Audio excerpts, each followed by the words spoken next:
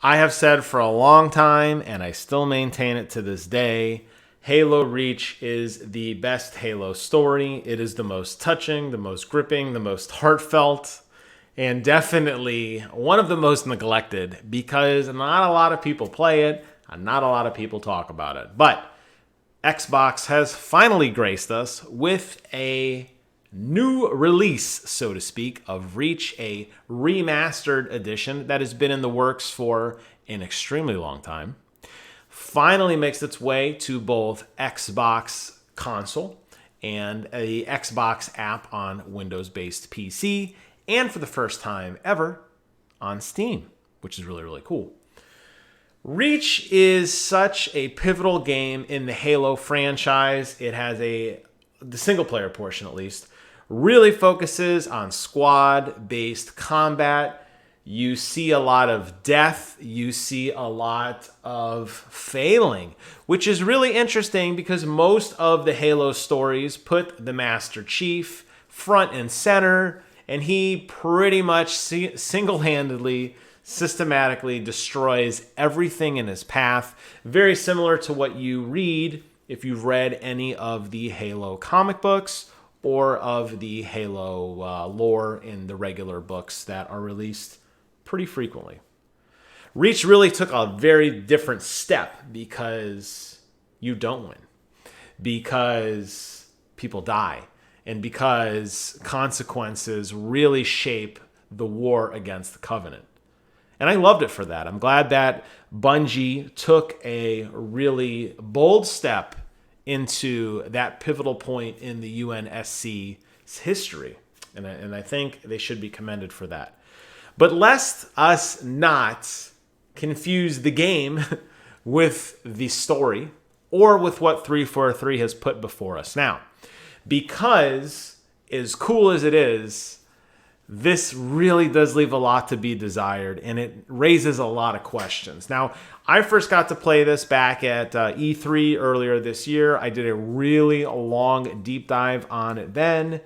I played on a keyboard and a mouse. I also played with a controller, both of which were on computers. And I was really impressed by the graphical fidelity, really because the game is old. And I know that 343 had spent a lot of time trying to up-res and to make the game look as good as it could with all of the modern features and such that we wanted to see. I think they fell short in a lot of that way, and it really frustrates me. So let's go ahead and talk about some of the positives first. First and foremost, it does have ultra-wide support. I know that ultra-wide PC gamers, myself included, are less than 1% of the entire PC master race. That's why we've given ourselves a subsect of the hashtag PC master race. We are the ultra-wide master race. And boy, does this game look phenomenal in ultra-wide. When you are first landing on Reach in that Pelican and you see the horizon out in front of you, the calm before the storm, so to speak, it looks beautiful. It also obviously has keyboard and mouse support, something that we have really yearned for a long time in a Halo game. And I'm not talking about just tacked on keyboard and mouse support, but I'm talking about features like mouse acceleration and sensitivity, which really allow you to fine-tune how you play this masterpiece of a game. As for me, of course, I'm sticking with the tried and true Elite controller, but it's nice that keyboard and mouse support is there if you want to have some fun with shoddy snipers and absolutely decimate the competition.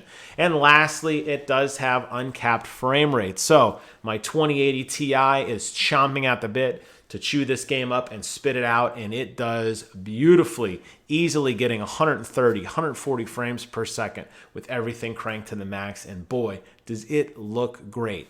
Or does it? That's where we get into the negatives, and that's where I'm really conflicted by this, because we know that 343 Industries as a whole has really struggled with the Halo franchise. And as much as I love what they did with Halo 4 and taking the game in a dark tone and taking and revamping all of these awesome, unique, very machine, guttural sounds, those were long removed in Halo 5, which played the story much, much safer, which had a very wild and varying kind of what-if doomsday scenario. But all those modern touches that we expect to see in a remake, and I'm looking at you, Resident Evil, are completely missing here.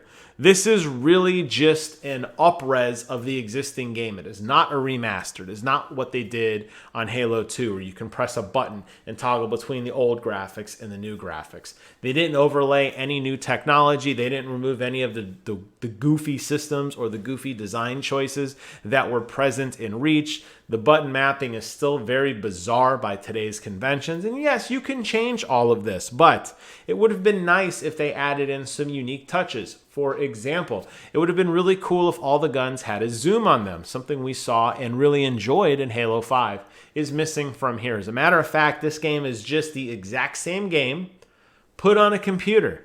And it really makes me wonder, why did it take 343 Industries so long to do this? Why were there so many long, drawn-out test flights over months and months and months to make this game perfect? It seems like a simple port job, and it really shows. You really notice it particularly in the graphics options. For us PC users, one of the things that we enjoy is the ability to toggle graphics.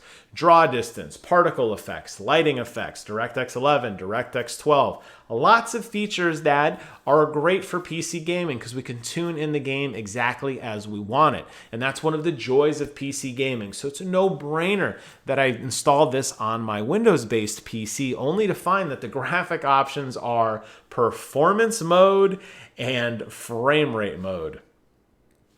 There's no individual toggles for anything.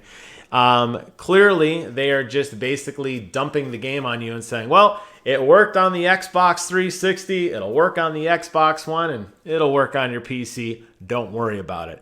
It's sad because I know that these features are definitely toggled and manipulated in order to give the best experience possible. So if you're going to take the time to bring over the PC port, make it a PC port. Bring over these options. This is a consistent problem I am seeing with Microsoft games that are available on both PC and on console. They're not really tuned for PC, and they should be. We should have pages and pages of options, and we don't. And it's frustrating. It feels dialed in. It feels not as heartfelt as I thought it was going to be. And lastly, and most importantly, I do remember Reach. Remembering Reach, the hashtag, remember Reach, okay? That spirit, that sense of adventure, that sense of camaraderie was really cool, and they announced this project over a year ago.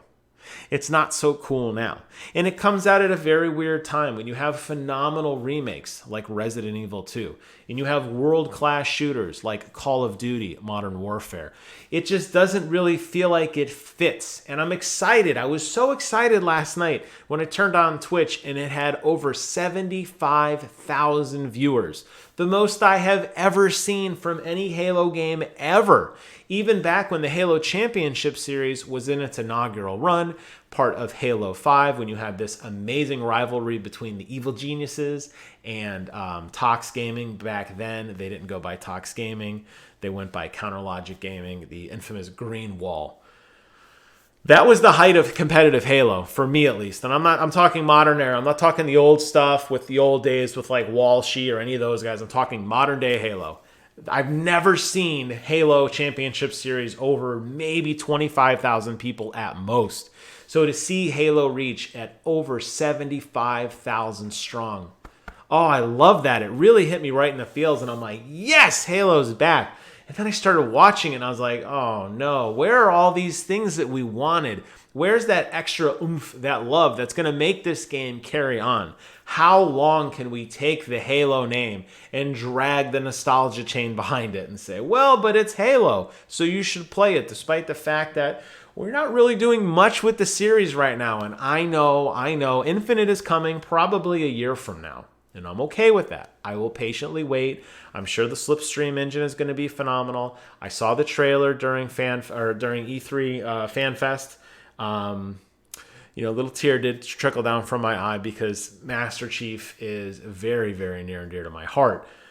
However, We're going to have to wait a little bit longer. I don't see this game having much legs. I don't see people playing this much more than a month or two, particularly when Gears of War is dropping new characters, particularly when Call of Duty has gone into a season mode. We still have fresh new content coming out from PUBG. We still have fresh new content coming out from Fortnite. We still have fresh new content coming out on pretty much every major shooter, Apex Legends. The list goes on. What is this game going to do to continue the fun outside of some zany playlists, which we've played 1,000 times? Your Griffball, your Sniper Shotties, your 3v3v3s, these kind of goofy things. The goofy fun you will occasionally have in big team battles, I think will make this game fun. But will it be a staple game from now until the next year? The answer is no. No, it will not be. And for that, I'm slightly disappointed. I know I've ragged on it. I'm clearly a fan, a passionate fan, a beaten down fan. I am waiting for that big moment when I can prove to the world that Halo is and should be the definitive shooter. But it's just not there right now. And Halo Reach, as great as it is and as nostalgic as it is, you're going to play the single-player campaign. You're going to dabble a little bit in multiplayer. You're going to realize it's missing a slew of features. Something fresh and shiny is going to come along on some of those other first-person shooters that I mentioned. And this game is going to get left in the dust. And for that, I'm really, really sad. So leave a comment below. Let me know if I'm right. Let me know if I'm wrong. Tell me your thoughts on Reach. Tell me how amazing George is, because I will tell you what, that guy is a bona fide G. Thank you guys so much for watching. Take care of yourselves, and until next time, I will see you guys on the other side.